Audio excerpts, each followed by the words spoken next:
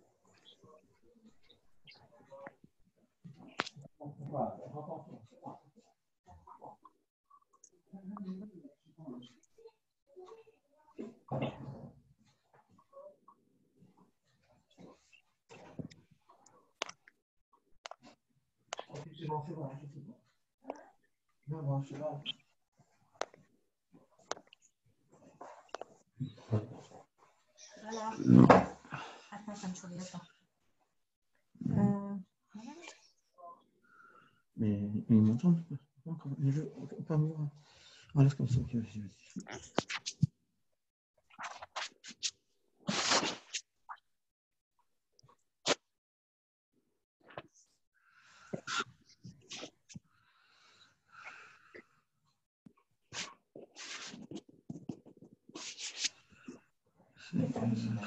Tu en as pas pour ça?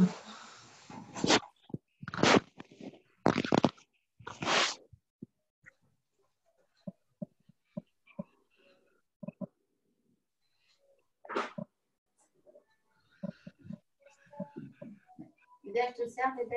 Encore? Est-ce que mets le serre-tête, mets le serre-tête.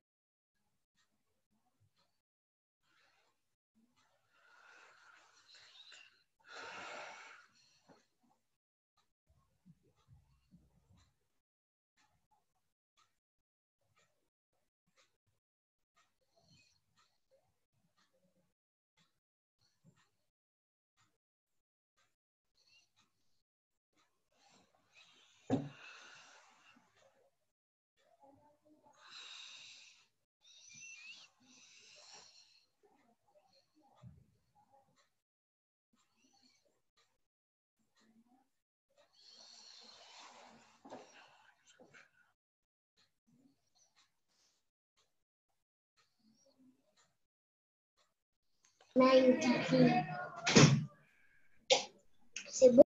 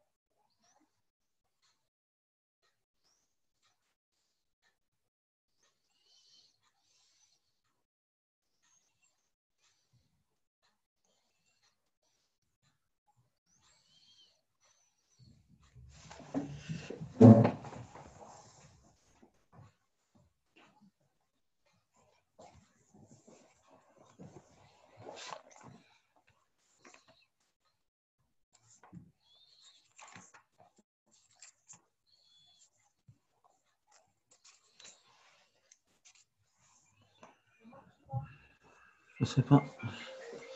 Attends, arrête, attends.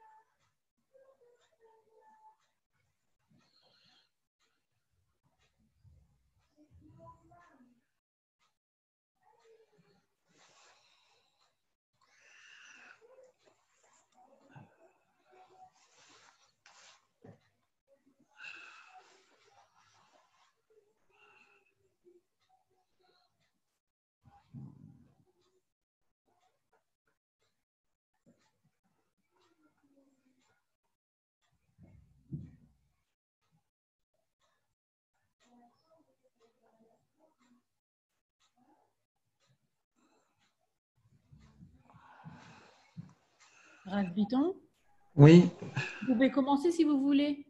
ben, j'attendais votre accord. Oui, parce que voilà, en fait, on attendait. Vous commencez. On peut commencer maintenant? Oui, Rav Biton, si vous voulez. D'accord, une seconde, je vais fermer la porte.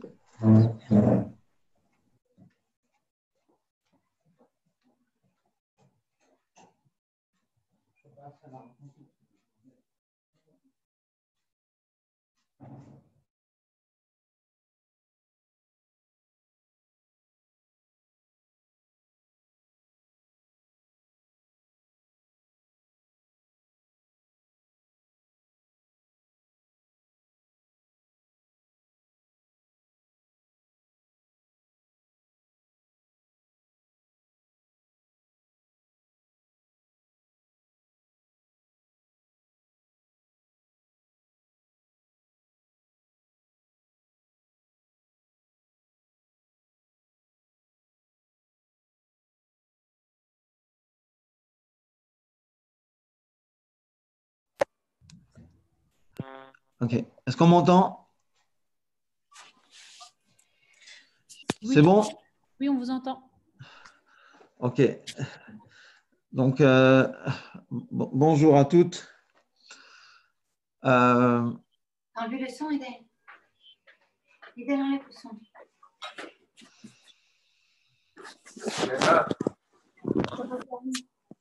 Attends, qu'est-ce qu'il a enlevé le son?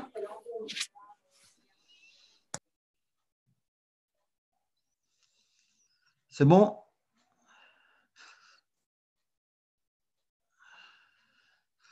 Oui, bonjour à toutes et merci à mademoiselle Sarah Roche qui a organisé ce live, ce Zoom.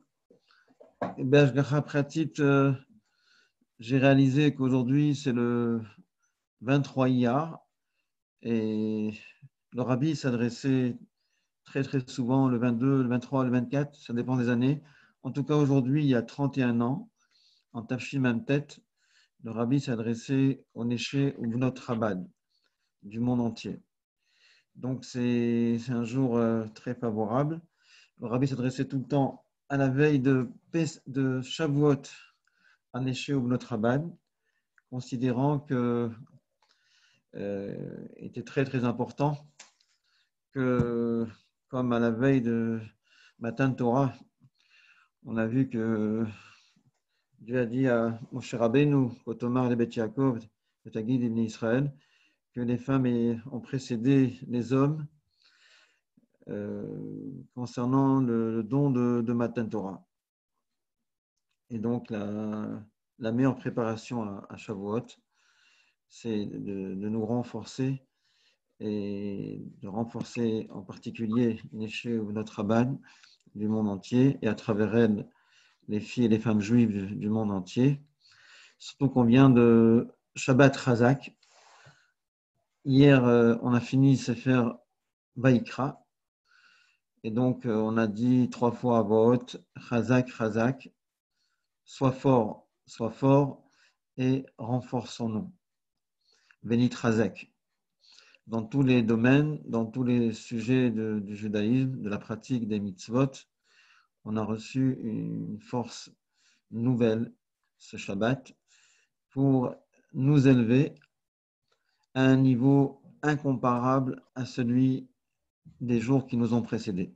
C'est d'ailleurs le message de Sfirat HaOmer, comme on sait que les chassidim d'Admour HaZaken, ils savaient compter, ils comptaient les jours, les heures, les minutes, c'est-à-dire que ils étaient conscients que chaque jour que Dieu nous donne dans ce monde à vivre, c'est un jour où il y a des centaines d'opportunités pour nous élever, pour progresser dans Torah et Mitzvot et emplir notre jour de bonnes actions, de belles paroles, de belles pensées et surtout de réflexion et de méditation.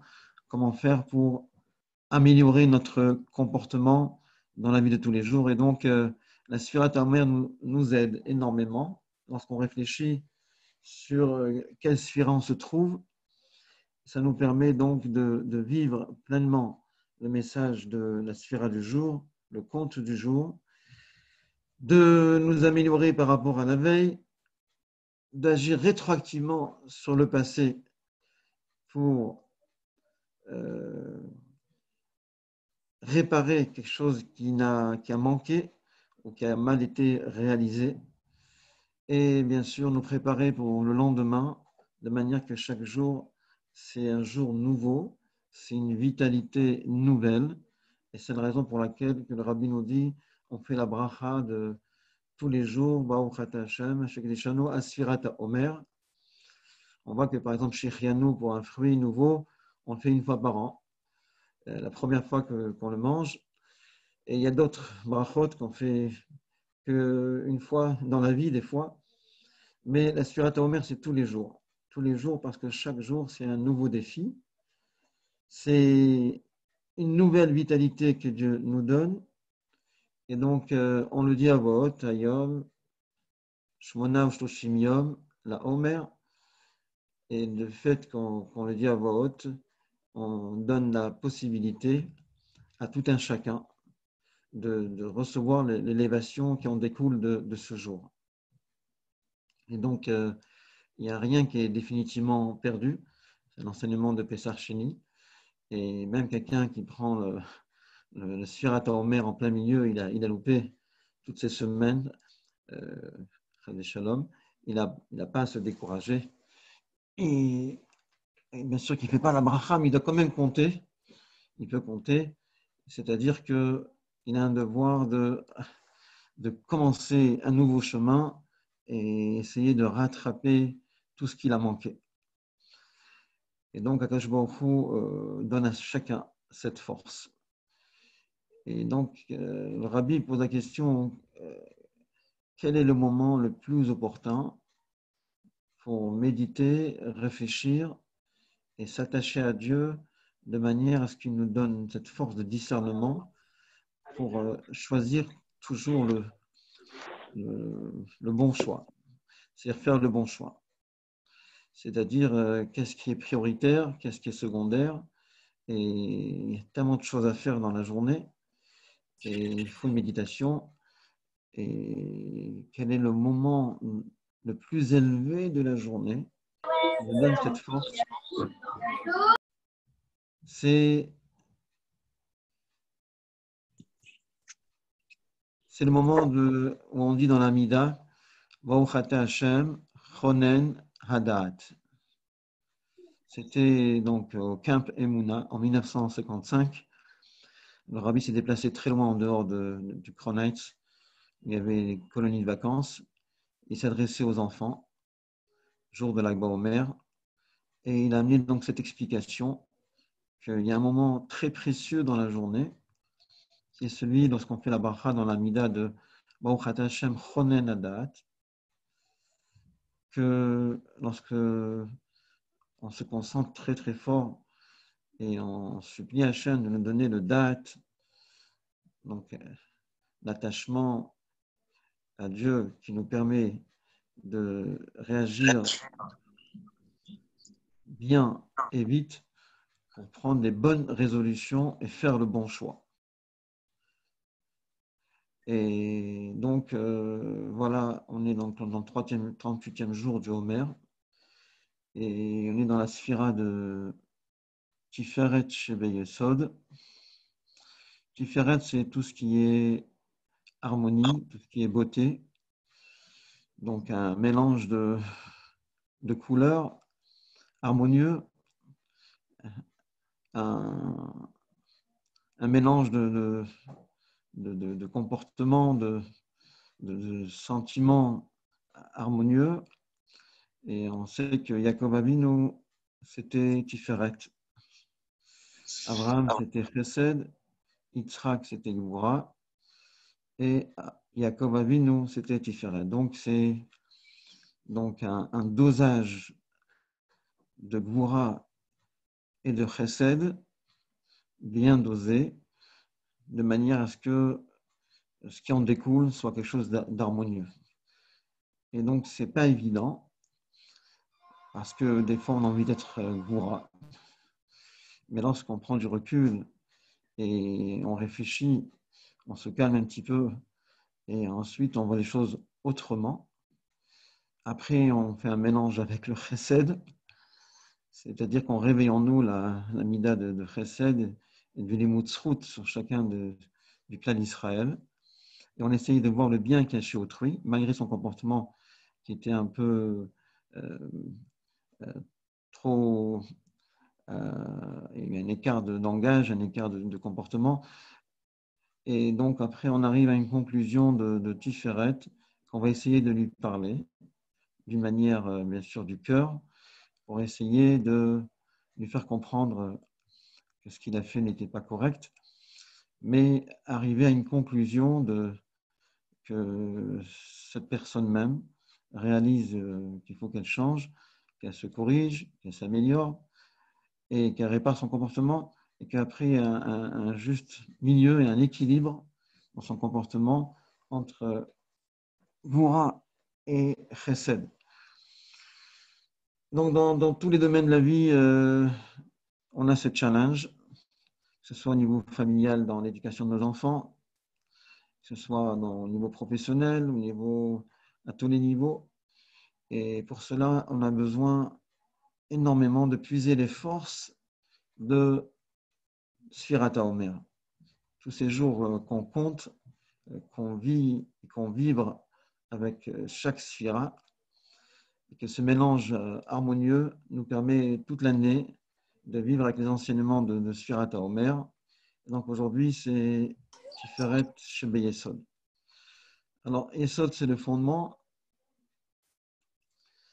Et c'est aussi les fondations. Et donc, puisque je m'adresse à des jeunes filles que je ne connais pas, que je ne vois pas, mais qui m'écoutent, les années les plus capitales qui, si Dieu veut, vous permettront à toutes de fonder un foyer cachère, hyper cachère, si Dieu veut, chassidique. C'est donc les années qui précèdent le mariage. Donc, je souhaite à tout le monde, si Dieu veut, de devenir des maîtresses de maison, à Keret Habayit, les Shem ou le Tiferet. Et pour cela, les efforts qu'on fait en étant jeune fille, de manière à ce que les fondations de l'édifice, si Dieu veut, la maison que vous allez bâtir, soit solide et haute et lumineuse.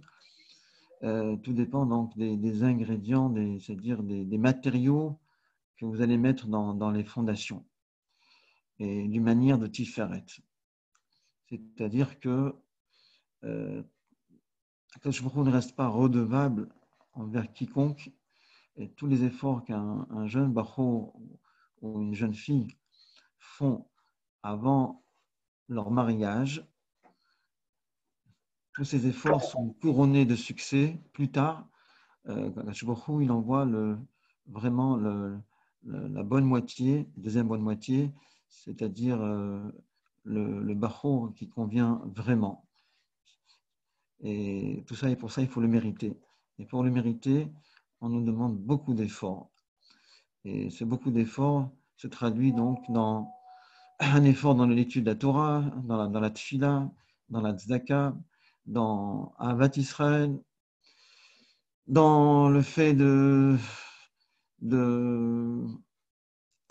respecter et de faire, bien sûr, pratiquer, mettre en pratique tous les recommandations du Rabbi, toutes les directives du Rabbi, les faire partager avec nos amis, avec notre voisinage, etc. etc.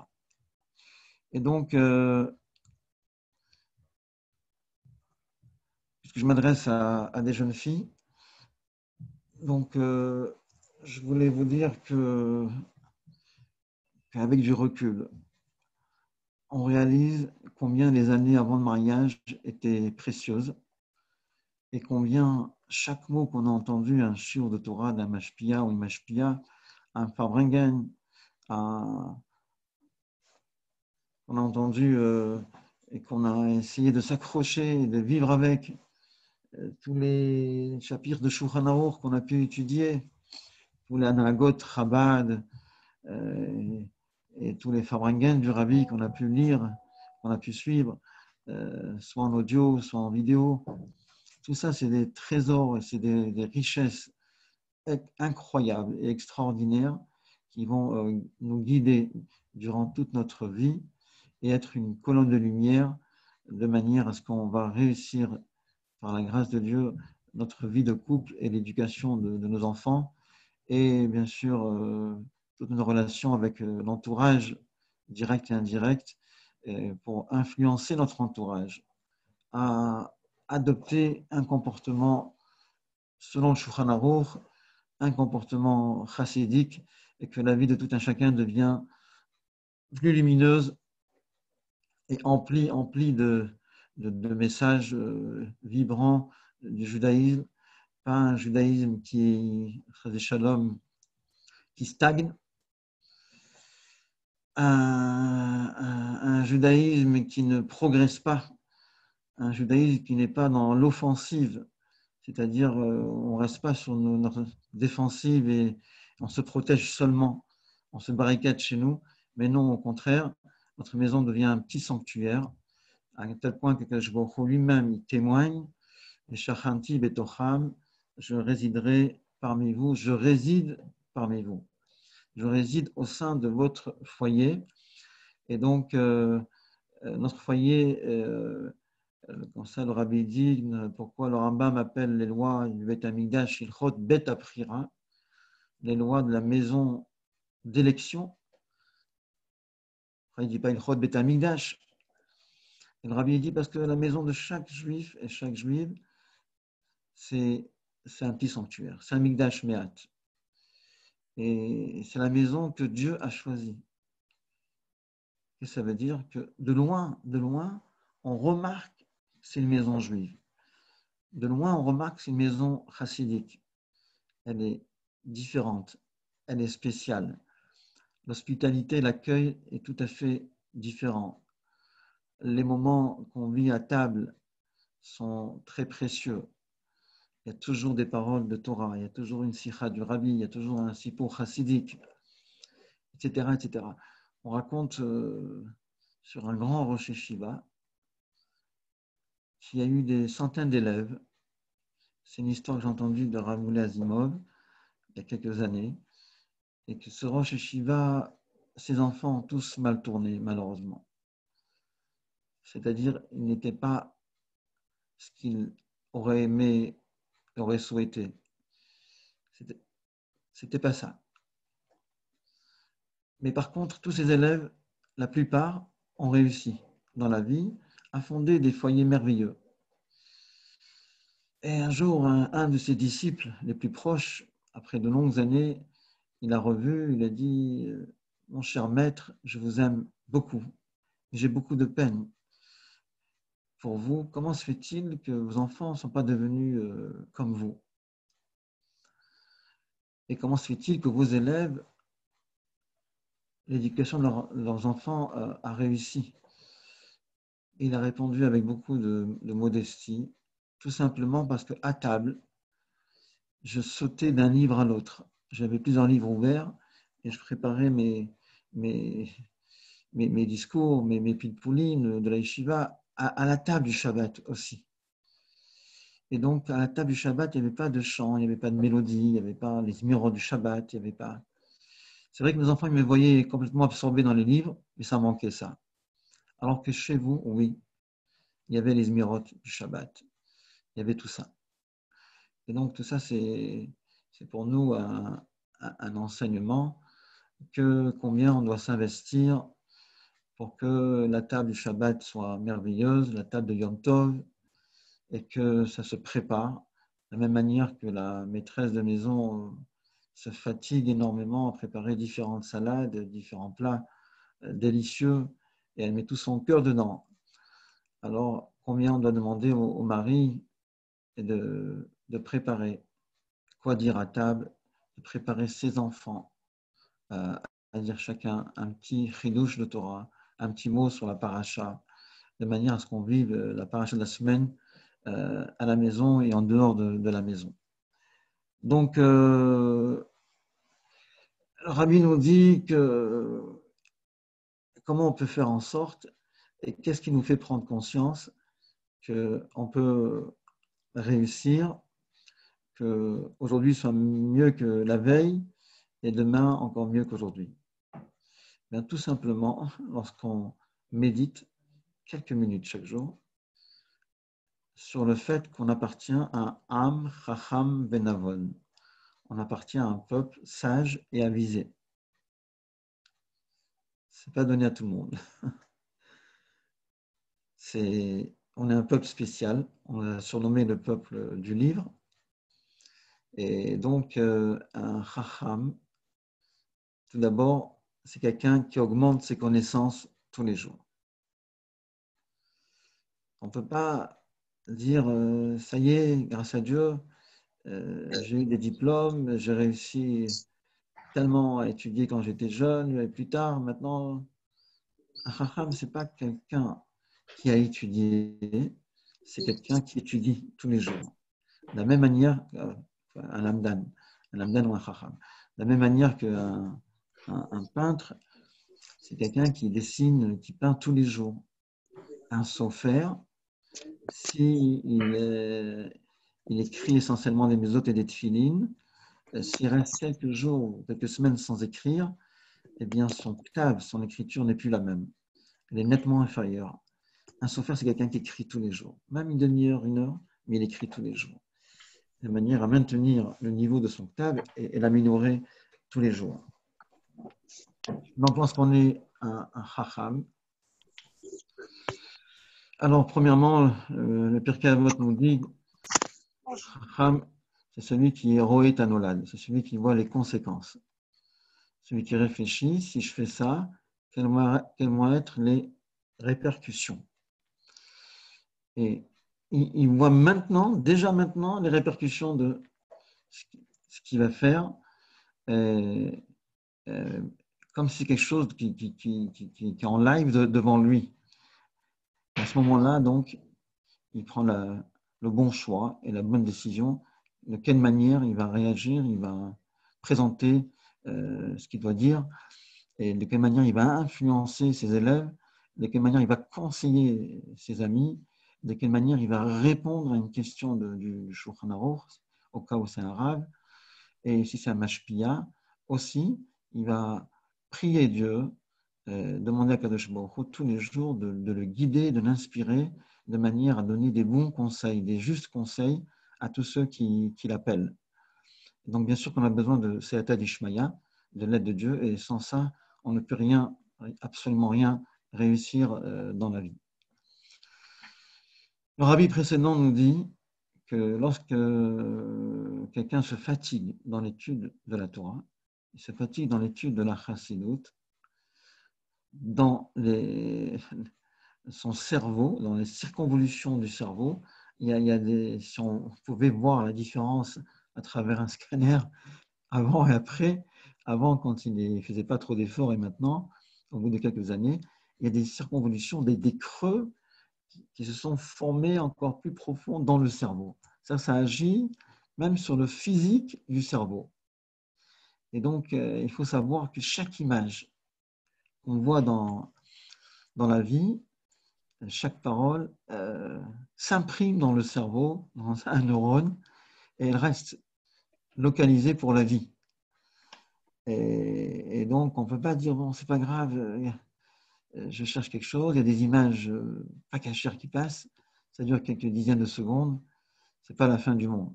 Chas v'shalom, il faut préserver nos yeux, et chaque image reste, et un jour ou l'autre, elle ressort malheureusement.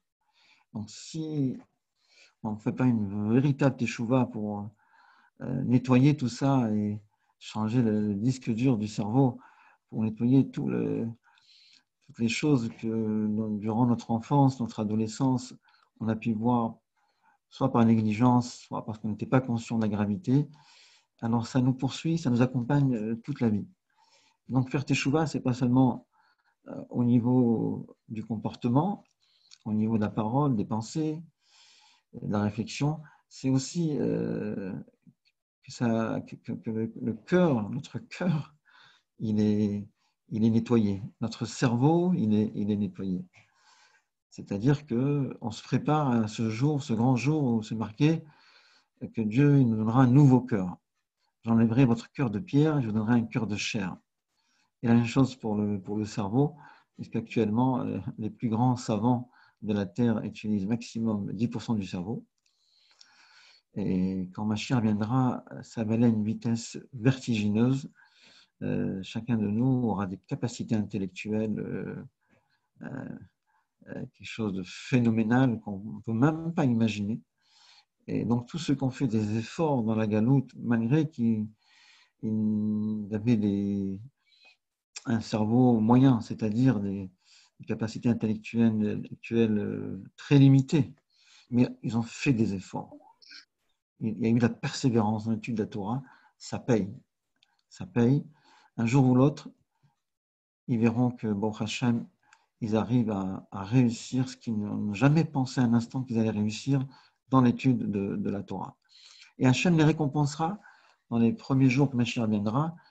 Ces Juifs-là ont fait des efforts pour atteindre des sommets dans la compréhension de la Torah, puisque, si Dieu veut, Mashiach donnera un shiur pratiquement tous les jours, un shiur klali à tout le peuple d'Israël. J'ai assisté à ce Farangen en même des lettres où Rabbi disait à Haron chez Pessah que de la même manière qu'à l'époque du déluge du Maboul, un enfant naissait, il sortait du ventre de sa mère et la maman lui disait va chercher la paire de ciseaux qui est dans tel tiroir pour couper le cordon ombilical. Et l'enfant marchait déjà, comprenait le langage de sa mère et il faisait ce que sa mère lui demandait. Alors, si dans une telle génération avant le déluge, c'était comme ça, Calvachomer, quand Mashiach va venir, du plus grand jusqu'au plus petit, on suivra en direct, en live, le shiur de Mashiach et chacun comprendra à son niveau et Mashiach se mettra au niveau du plus grand comme du plus petit. Et même Moshe Rabbeinu, qui depuis 3000 et quelques 300 années au Gan Eden, et que chaque minute au Gan Eden, on imagine l'élévation sublime qu'il subit, qu'il s'élève, il va aussi s'asseoir au même banc que tout le monde pour écouter le shiur de Mashiach qui sera en audiovisuel. C'est-à-dire que ça va être une Torah audiovisuelle et Akash Baruch Hu nous prépare à cet enseignement de Mashiach qui sera audiovisuel. Lorsqu'il parlera du monde de la Tzinout, on va voir et ressentir la lumière du monde de la Tzinout. Lorsqu'il parlera des Malachim, des Seraphim, des Ophanim, on les verra. Ce sera tout à fait différent. Je donne toujours cette image. Imaginez-vous, prenez quelqu'un qui vient d'un bled perdu, qui n'a jamais vu de voiture de sa vie, et vous lui expliquez le montage d'un moteur de voiture chez Renault. Vous pouvez parler des mois, il aura un faible aperçu de la réalité.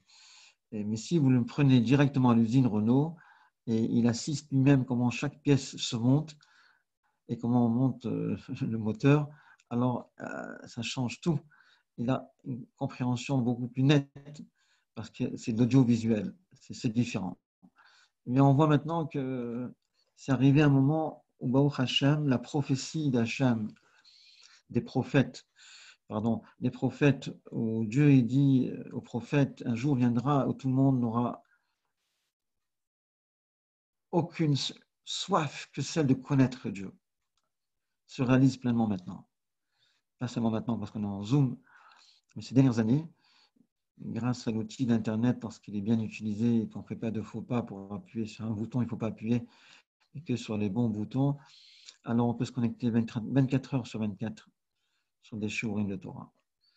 24 heures sur 24, vivre en direct des événements de Gdusha, de belles réalisations dans le monde entier, en direct. On peut avoir le cours dans la langue qu'on veut, le thème qu'on veut, la partie de la Torah qu'on veut, nos limites. La Torah vient chez toi, à la maison, comme cette année, mon Hachem, la parade de la grand-mère est venue chez chacun à sa fenêtre et à son balcon. Il n'a pas eu besoin de descendre, parce que Dieu a décidé comme ça que cette année, la joie de la grand-mère, avant, elle défilait dans les rues. Maintenant, elle rentre dans vos maisons, elle rentre dans vos fenêtres, dans vos balcons.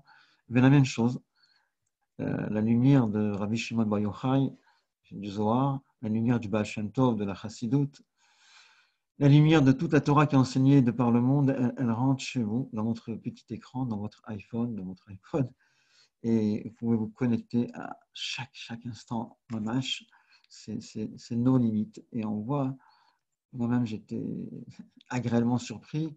Ces dernières années, j'ai entré dans un magasin, ou chez un bureau d'un businessman pour le solliciter pour aider l'école. Et souvent, on me disait d'attendre. Il est très, très occupé, le patron. Lorsqu'on me disait de rentrer, je le voyais en live avec son chiour de Gemara d'Afiomi, avec son Chavruta à Yerushalayim, à Bet Vegan, un peu dans le monde. Ça veut dire que c'est incroyable.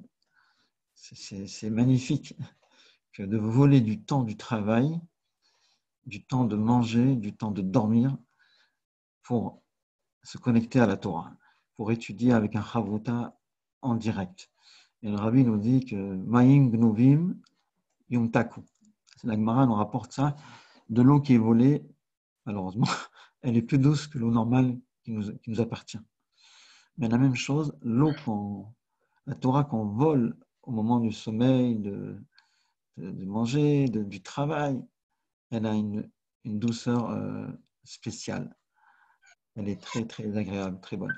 Donc le Rabbi dit que l'essentiel du niveau de la Torah maintenant, c'est une sikha du Rabbi de feu,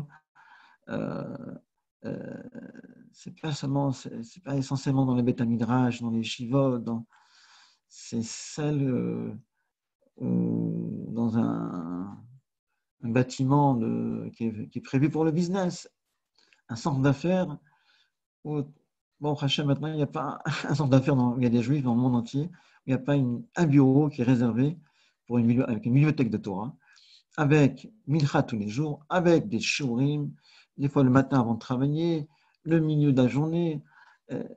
C'est fabuleux comment tous ces gens trouvent le temps d'étudier la Torah. Mais la Gemara nous dit comme ça que un juif qui n'a pas le temps d'étudier la Torah, parce qu'il est tiraillé à droite et à gauche par des soucis matériels, par des problèmes avec ses enfants, par la parnassa, etc., etc. Et il ne trouve pas une minute pour étudier la Torah.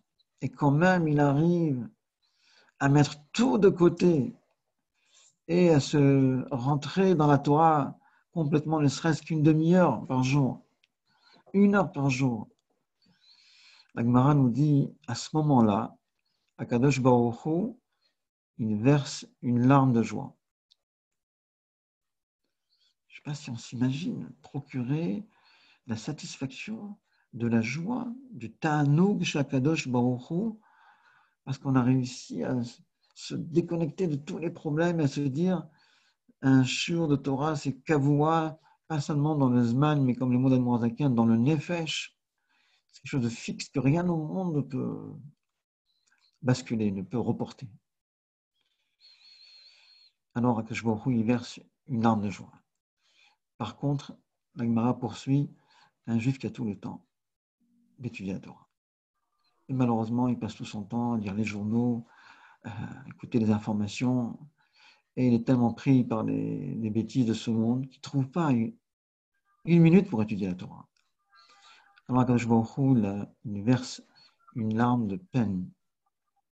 Je ne sais pas si on s'imagine que par notre comportement irresponsable, on procure de la peine à Kadosh Baruch Hu. Il nous a donné la santé, il nous a donné l'intelligence, il nous a donné la parnassa, il nous a donné tous les moyens pour étudier la Torah. Ne serait-ce qu'une demi-heure par jour, 1 heure tous les soirs, le matin de bonne heure, peu importe. On a les moyens, on a le temps. Et on ne fait pas cas. On ne fait pas cas et on passe notre temps à écouter en boucle les informations, à se connecter sur BFM toute la journée, chanichement. Ça suffit, comme ça on disait à l'époque, on n'a pas besoin d'écouter les informations lorsqu'on va au mikvé, pour les hommes, on a toutes les informations de ce qui se passe dans le monde sans se connecter. Ou est-ce qu'on va à la choule après la tfila, et le Rabbi avait dit à l'époque de la guerre du Golfe, quand il y a eu Baruch Hashem, le miracle de la victoire, après ça, le Rabbi a dit qu'on a perdu trop de temps, trop, à écouter les informations. Ce n'est pas le rôle d'un juif, ce n'est pas son but du tout. Il doit s'informer, mais le minimum. Tout le reste de son temps que Dieu lui donne, c'est pour réfléchir comment je dois éduquer mes enfants. Chacun de mes enfants, il est différent. Moi, je n'ai pas eu le bonheur d'avoir une fille. J'ai 5 garçons, 5 doigts de la main complètement différents. Et je peux vous assurer que maintenant, j'ai des petites filles, Baruch Hashem, c'est un véritable bonheur. Et c'est une grande souffrance de ne pas avoir une fille à la maison. C'est un grand bonheur. Ceux qui ont le mérite d'avoir une fille, il n'y a pas mieux qu'une fille pour s'occuper, pour aider ses parents. S'occuper de ses frères et sœurs, aider à la maison. J'ai une sœur qui a aidé mes parents, mais sirote nefesh toute sa vie jusqu'à maintenant, que Dieu la garde. Et on est plusieurs garçons et on n'a pas fait 1% de ce qu'elle a fait pour mes parents. C'est malheureux à dire, mais tout ça pour dire que c'est un bonheur. C'est un bonheur de... Et il faut prier à Kadosh Baruch Hu, quand on est dans la choupa, d'avoir des enfants dans le chemin de Torah Mitzvot, etc. Mais demander à Hachem d'avoir aussi des garçons et des filles. Ok, bon, je tourne la page, c'était personnel. Je continue. Donc, alors comment on peut réussir on a parlé de Chacham, de Chonen Hadat dans la Mida. Et donc, comment on peut faire en sorte que notre journée soit plus lumineuse que celle de la veille, surtout dans la Sfirat HaOmer. Le Rabbi dit que la réussite dépend de la ferveur, l'enthousiasme, du modéani qu'on dit lorsqu'on ouvre les yeux, le matin de bonne heure. J'ai assisté à ce Formangan où le Rabbi a dit clairement qu'Akadosh Baruch Hu bichovodo beatzmo, entre guillemets bien sûr, qui viachol en chair et en personne, se trouve dans la chambre de chaque juif le matin avant qu'il se réveille, comme cette maman ou ce papa qui rentre dans la chambre du bébé et qui attend avec impatience quand est-ce que ce bébé, cet enfant, va ouvrir les yeux et avec un sourire, il va dire « Papa, maman !»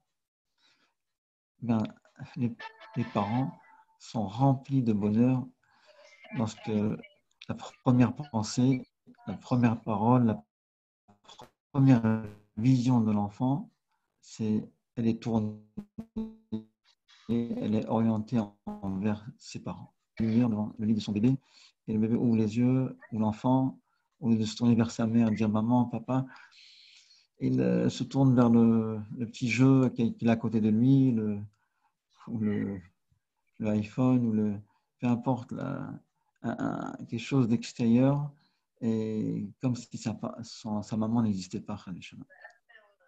Quel agmat nefesh, quelle mélancolie, quelle... Akadosh Baruch Hu, il attend tous les matins devant chaque juif et chaque juif qu'on va dire un modéani du plus profond du cœur avec joie et enthousiasme. Et à ce moment-là, on a une garantie. Bien sûr, lorsqu'on fait une égale basser après, on se lève les mains devant le lit sans mettre les pieds par terre, en se penchant. Alternativement, je n'ai pas besoin de vous le dire, les Zohar indiquent celui qui tous les matins se lève les mains devant le lit. Alors, le Yetzer Hara n'aura aucune emprise sur lui. Toutes les avances du Yetzer Hara, qui est très rusé, et qui nous dit tu ne réussiras jamais, tu es un bon rien, regarde, tu as loupé 40 ans de ta vie, 50 ans de ta vie. Et donc, ce n'est pas ta faute, c'est ton entourage. Et jamais il te met la faute sur toi. C'est toujours la faute des autres. Toutes ces avances, tous ces arguments du Tzahara n'ont aucune emprise sur nous lorsqu'on fait ce Modani et Negel Basser. Et tout de suite, on va jeter le Negel Basser dans la salle de bain ou dans les toilettes parce que c'est de l'eau impure, vraiment. On ne laisse pas Negel Basser à côté et on voit son iPhone. La première chose, on se lève, on va jeter le Negel Basser et rincer bien sûr la bassine. C'est très, très, très important. Et donc, je reviens maintenant à notre sujet. Vous me dites combien de temps encore, ce que vous voulez. Je peux parler encore un quart d'heure, ce que vous voulez. C'est vous qui décidez.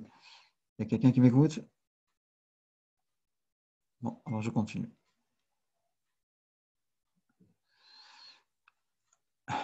Oui, il faut rincer la bassine dans la salle de bain pour ne pas que l'eau de Negel Basser reste dans la bassine à côté. Parce qu'il y a des ondes négatives. Et des ondes négatives. Je vais vous raconter quelque chose. Le Shulchan Aruch dit que lorsqu'on se coupe les ongles, que ce soit des pieds ou de la main, et pas le même jour, surtout pas, c'est marqué dans certains livres que lorsqu'on coupe les ongles des pieds et de la main le même jour, ou un Rosh Chodesh, on fait un bilboul, un désordre dans tous les mondes spirituels. Donc il ne faut jamais se couper les ongles Rosh Chodesh, ni le même jour les pieds et les mains. 2 jours différents. Bon, bien sûr, Shulchan Aruch ramène jeudi, on ne se coupe pas les ongles non plus, parce que ça pousse Shabbat. Ça commence à pousser Shabbat. Bon, il y en a qui font attention aussi à couper alternativement les ongles. On ne fait pas 2 doigts suivis ou 2 orteils suivis. Ça aussi, il faut faire attention. Et donc, lorsque on se coupe les ongles, donc il faut les jeter dans les toilettes et tirer la chasse. Il y en a qui les brûlent, ceux qui chassident. Bon, en tout cas, jamais le shalom les laisser éparpillés quelque part. Il faut les évacuer de manière que personne, aucun risque que quelqu'un va enjamber les ongles. Donc j'étais jeune et j'avais un ongle incarné. Et ma maman m'a pris chez une dame qui faisait la pédicure, et qui soignait les ongles incarnés.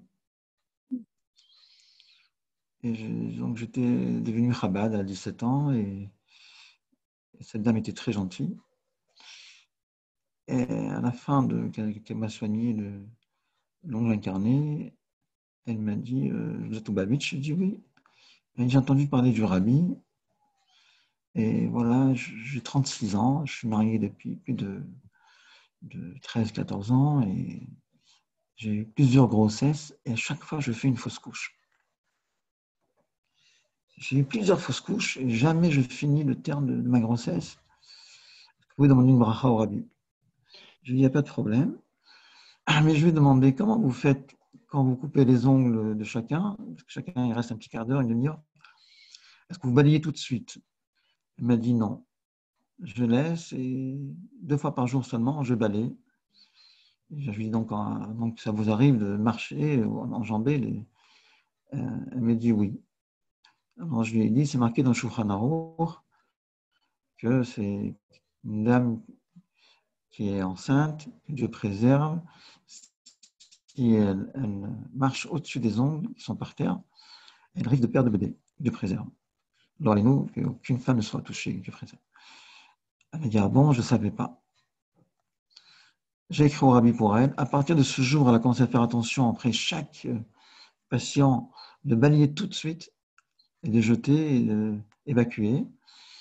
Et elle m'a appelé le jour de la Brit Mila de son fils, 10 mois après, pour me dire voilà, j'ai suivi vos conseils. Moi, je lui ai dit que j'avais fait au Rabbi, bien sûr, et j'avais appelé après.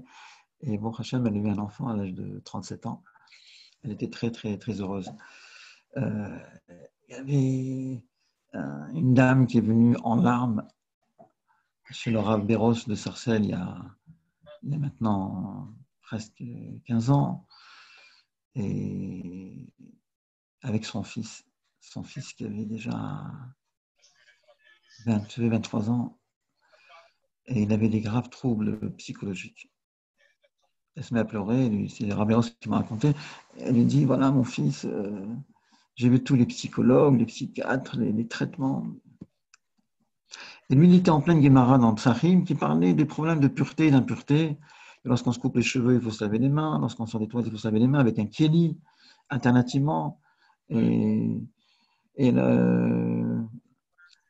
lorsqu'on se coupe les ongles, lorsqu'on fait une saignée, enfin, il y a plein de lois. Lorsqu'on touche les parties intérieures du corps qui sont cachées, il faut tout de suite se laver les mains.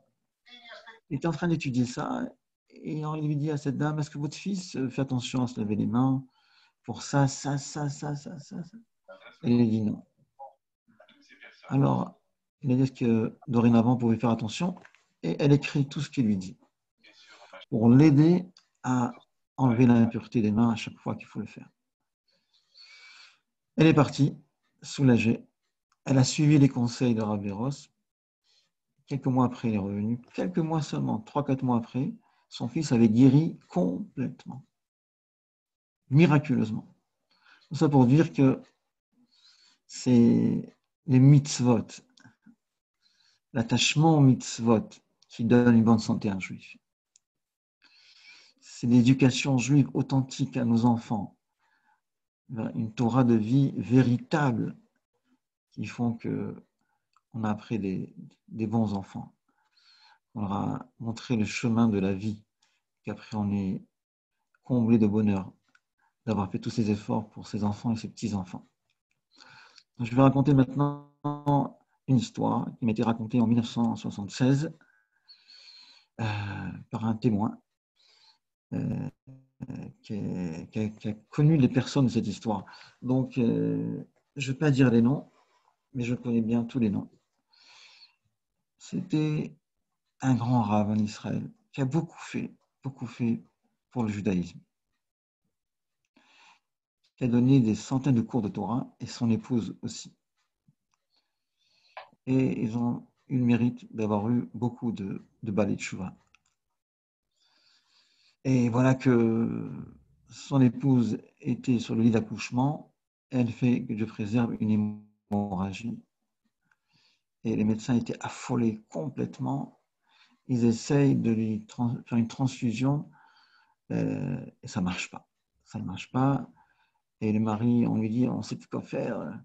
Il sort de la clinique, de l'hôpital, il est troublé et il rencontre le chalière du rabbi de l'endroit. C'est en Eretz Israël cette histoire. Beshgacha pratique, le bon Dieu l'a envoyé juste devant l'hôpital, il marchait comme ça. Il dit, pourquoi tu as une tête comme ça? Qu'est-ce qui se passe? Il me raconte. Il vient tout de suite chez moi, il habite à côté, il téléphone au rabbi, il a la masquiroute, le secrétaire du rabbi en direct, et il donne donc le prénom de la femme qui est en plein accouchement, le prénom de sa mère, de son mari, et il demande une bracha. Et le secrétaire promet qu'il va tout de suite remettre au rabbi. C'est ce qui s'est passé. Dans le quart d'heure qui a suivi, le rabbi a répondu, le secrétaire rappelle, et dit, dites tout de suite à l'hôpital qu'on cherche une femme qui assiste au cours de la rabbinite, qui a le même résus sanguin, qu'on lui fait une transfusion d'une dame qui vient à ses cours uniquement. Et bon, au Hachem, ils ont appelé rapidement, ils ont pu trouver tout de suite, et sa vie a été sauvée miraculeusement. Tout ça pour dire que la Torah, elle sauve, qu'un kécher de Torah qu'on a avec quelqu'un, parce qu'on l'appelle tous les jours pour avoir de ses nouvelles, parce qu'on a fixé avec lui un petit quart d'heure, un petit demi-heure de Torah, que ce soit ensemble dans un Beth Midrash ou quelque part, ou dans son bureau, ou dans sa maison, ou au Beth Chabad, peu importe, ou ne serait-ce que par téléphone ou en live, Alors, il y a un lien pnimi qui se crée, il y a un lien très profond. Et ce lien-là, il peut sauver la vie de la deuxième personne. Donc voilà, j'ai encore beaucoup à dire, mais je ne sais pas si vous êtes prise. Et donc, ce que je voulais vous dire en résumé, on est à la veille de Mashiach. Le Rabbi a répété des centaines de fois, pour ne pas dire des milliers de fois, qu'on est la dernière génération de la Galoute, la première de la Géoula, très très bientôt, et merci Hachem.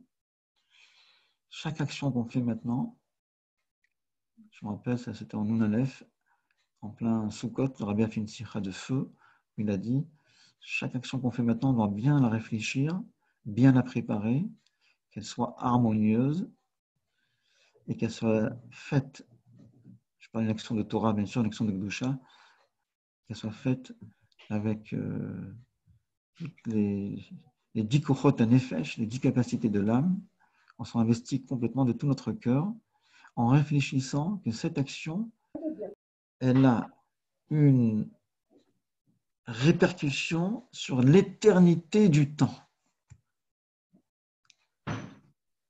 C'est-à-dire, si tu veux, bientôt, il y aura la vie éternelle, et dans quelques centaines d'années, quelques milliers d'années, on va nous récompenser pour une action qu'on a fait dans la galoute. On va poser la question, mais quelle action Voilà, c'est cette action, cette mitzvah que tu as fait il y a tant d'années, et tu l'as fait de tout ton cœur, et tu l'as tellement bien préparé, elle a une répercussion sur l'éternité du temps. Le Harizal, il dit, chaque pièce de tzedaka, on fait un effort pour mettre de côté les pièces, et que on fait de tout cœur, avant la tefila, avant shachrit, avant mincha, et qu'on donne à nos enfants d'aller à l'école, et on fait la monnaie parce que c'est important pour nous, et on rate aucun jour.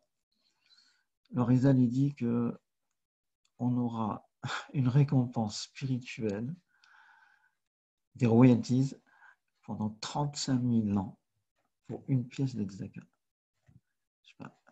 Essayons de réfléchir combien les mitzvot maintenant de chaque juif, même le juif le plus simple, et il n'y a pas de juif simple, c'est entre guillemets bien sûr, elle est cotée en bourse dans le ciel. Elle est vraiment cotée en bourse. Et donc, de la même manière que on est dans Bamidbar déjà, puisqu'on a lu Shabbat Mincha, Bamidbar, il y a le dénombrement des enfants d'Israël, et chacun devait donner une pièce, un demi-shekel par tête de pipe, et pas moins et pas plus, etc., etc. Et on a compté tous les juifs sans faire aucune différence. Moshe Rabbeinu a compté un, pas plus, et le juif le plus lointain, le plus inférieur, entre guillemets, il a compté un. Donc de là, on voit quoi? Un enseignement du Rabbi dans une sikha, que 9 juifs de la stature, la dimension spirituelle de Moshe Rabbeinu,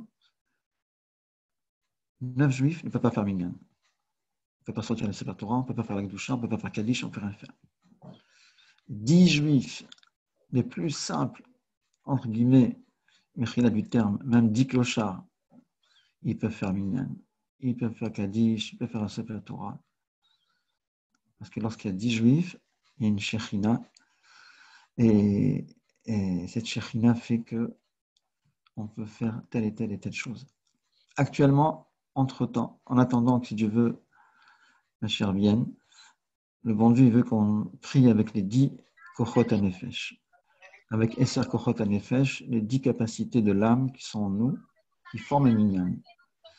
Lorsque maintenant, même qu'on prie Yachid, que pour l'instant bien sûr, on révèle toutes ces forces vives qui sont en nous, et qu'on se concentre comme il faut, et qu'on prie avec ferveur, et qu'on fait vraiment des efforts dans la prière. Alors Hachem, il considère comme si on a prié avec minyan. Maintenant, chaque pasuk de Torah qu'on fait Chumash Rashi, le Tanya, le Teilim, le Rambam, le Yom Yom, et qu'on fait alors qu'on est fatigué, épuisé, à des heures tardives, mais on ne va pas dormir sans finir. Et on fait le maximum pour les faire en journée ou le matin. Bien sûr que ce n'est pas évident, mais on s'agrippe. Alors, on ne peut pas imaginer la lumière divine qui se déverse dans tous les mondes et qui prépare la Géoula là-haut pour que toute cette lumière divine va descendre en bas dans ce monde physique, matériel. Elle va nous inonder, nous éblouir complètement. Très, très, très bientôt. C'est quelque chose d'évident, d'imminent. On vit des moments plus qu'historiques et on est à la fin du marathon de la galoute, mais on est proche de toucher le fil de la Géoula. C'est un marathon qui dure depuis 2000 ans. On est à la fin du tunnel, il y a l'aube, le jour qui est en train de se lever, l'aube de la Géoula. Et donc, on est épuisé, essoré, comme le cher Thibault dans Kol Nidré à Kippour qui dit « essoré ». On est essoré, mais on a la pêche. On a cette joie de la Géoula on est tellement convaincu de l'imminence de la Géoula, on a cette joie intérieure qui nous propulse de l'avant et qui nous fait avancer et qu'on a envie d'avaler le monde, d'illuminer la planète, de renverser la planète, de rajouter dans Torah, Tfilah, Zaka, Avat Israël. Donc je finis avec une histoire et si Dieu veut, on se reverra une prochaine fois. Cette fois-ci à Yerushalayim, dans le 3e Beth Amikdash, avec la Géoula Shlema et le Rabbi Nortet. C'est une histoire qui est racontée dans le Midrash, un Midrash particulier, qui est rapporté dans le livre Menorat à Mahor. Donc c'est Rabbi Abba, qui était une histoire connue, mais je la répète quand même. Et il se trouvait à Loud, quelque part, il s'est assis sur un rocher et il voit un vieux juif fatigué qui marchait difficilement. Il rentre dans une khourba, une ruine, tellement il est épuisé qu'il s'allonge, il dort. Dans les minutes qui suivent, alors qu'il est dans un sommeil profond, il y a un serpent immense qui vient et qui ouvre, malheureusement, voilà, on comprend, pour mordre ce juif et le tuer sur le champ. Et à la seconde où tout d'un coup, il y a un renard qui jaillit, qui sort de quelque part et qui attrape le serpent qui le tue. Et le bonhomme n'a rien vu. Le serpent a été tué, le renard est parti, le juif se réveille quelque temps après, il voit le serpent à côté de lui, Rabbi Abba, il voit toute la scène, ce vieux juif, il sort de la ruine, la khourba, à peine il sort, elle s'effondre complètement derrière lui. Alors Rabbi Abba, il est stupéfait, il va le voir, il lui dit dis-moi qui tu es, quelles sont tes maasim, tes actions, c'est pas possible. J'ai vu 2 miracles devant mes yeux qu'on t'a sauvé du ciel. Il a dit je suis le juif le plus simple, le plus ordinaire, je fais rien de spécial. Il a dit non, dis-moi. Il a tellement insisté qu'à la fin il a dit écoute, voilà, je fais une chose de bien, c'est que je n'ai jamais fait de mal à personne. Lorsque quelqu'un me fait du tsar, il me fait souffrir, il me fait du mal, je lui pardonne sur le champ. Et dans la journée même, je m'efforce d'essayer de réfléchir comment je peux rendre service à ce juif qui m'a fait du mal et lui rendre en bien. Alors Rabbi Abba, il a dit, alors je comprends maintenant. Je comprends. Voilà, donc c'est le moment ou jamais que toutes les personnes qui ont eu des petits conflits, des petits litiges, des petites frictions, de les appeler et de se réconcilier et essayer de s'entraider, de créer une ardoute extraordinaire, une Avat Israël avec tout le monde sans exception, et que ils nous prennent en pitié, qu'ils nous envoient la Géoula Shlema le plus vite possible, qu'on puisse célébrer ce Shavuot, le matin de Torah, de Torah Hadasha, Mitit Etse, une nouvelle Torah sortira de moi, c'est-à-dire la Torah de Mashiach, Torato chez Mashiach, Bekarov Miyad Mamash. Amen.